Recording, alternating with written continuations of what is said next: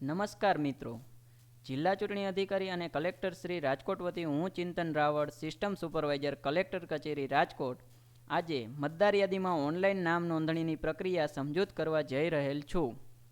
તો ચાલો જાણીએ મતદાર યાદીમાં ઓનલાઈન નામ નોંધણી કઈ રીતે કરવી. તો સૌ પ્રથમ આપણે વેબ બ્રાઉઝર પર voterportal.eci.gov.in વેબસાઇટ પર જઈશું.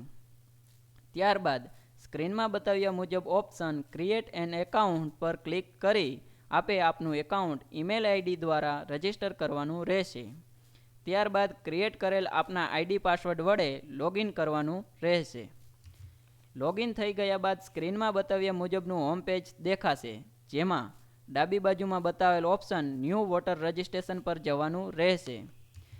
ત્યારબાદ સ્ક્રીનમાં બતાવ્યા મુજબ આપ જો પ્રથમ વખત નોંધણી કરતા હો તો yes I am applying for first time select કરવાનું રહેશે. ત્યારબાદ સિટીઝનશીપ સિલેક્ટ કરવાની રહેશે.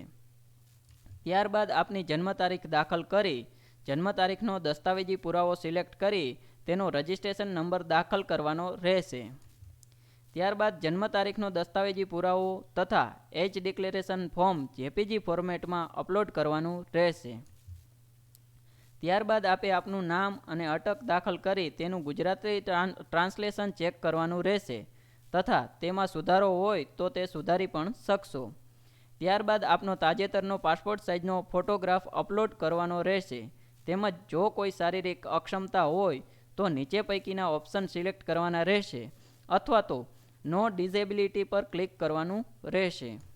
ત્યારબાદ આપના સંબંધીનો ચૂંટણી કાર્ડ નંબર દાખલ કરવાનો રહેશે તથા આપના પિતા અથવા પતિનું નામ અને અટક દાખલ કરી દાખલ કરેલ સંબંધીની જોડે આપનો સંબંધ સિલેક્ટ કરવાનો રહેશે.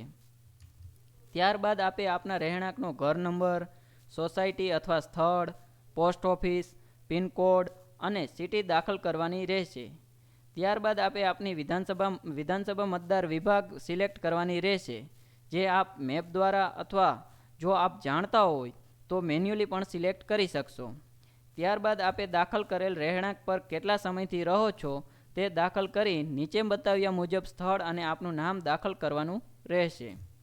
ત્યારબાદ આપે દાખલ કરેલ વિગતોનું પ્રિવ્યૂ જોઈ શકશો.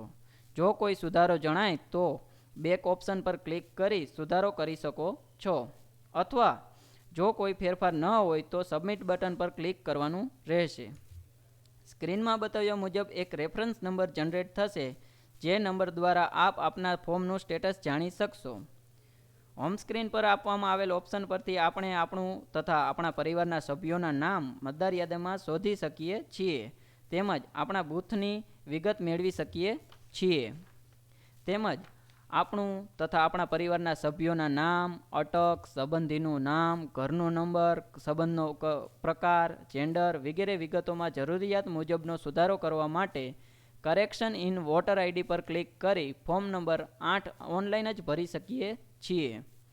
તેમજ આપણું તથા આપણા પરિવારના સભ્યોનું નામ એક જ વિધાનસભામાં એક ભાગમાંથી અન્ય ભાગમાં સ્થળાંતર થવા માટે શિફ્ટેડ ટુ અધર પ્લેસ પર ક્લિક કરી ફોર્મ નંબર 8 ઓનલાઈન જ ભરી શકીએ છીએ.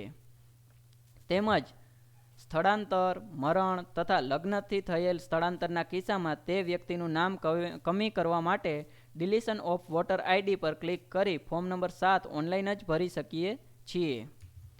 તો આ તમામ પ્રકારની સુવિધાઓ આપણે એક જ પોર્ટલ ઉપરથી મેળવી શકીએ છીએ તથા મતદાર યાદીને લગત તમામ ફોર્મ આપણે ઘર બેઠા જ ભરી શકીએ છીએ.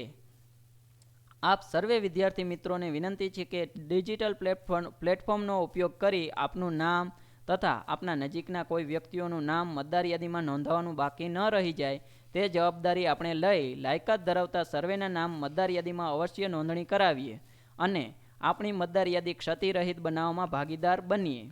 હું આશા રાખું છું કે મારા દ્વારા આપવામાં આવેલ માહિતી સર્વેને મદદરૂપ નીવડશે. સર્વેનો આભાર. જય ભારત.